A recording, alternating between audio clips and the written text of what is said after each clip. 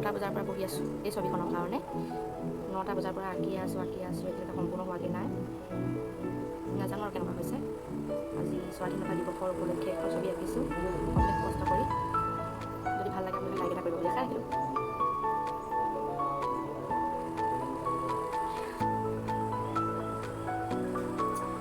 অশেষ কষ্টৰ মূৰত ছবিখন আঁকি শেষ হ'ল আৰু মই ৰাতিপুৱা 9টা বজাৰ পৰা 1টা বজালৈকে এই ছবিখনৰ লগতে লাগি আছোঁ। আজি গাও ধোৱা নাই, গা ধুবলৈ সময় পোৱা নাই আৰু ছবিখন আঁকি এইমাত্ৰ সম্পূৰ্ণ কৰিছোঁ।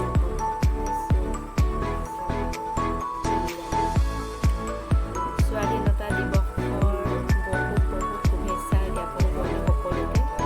Happy independence day to all.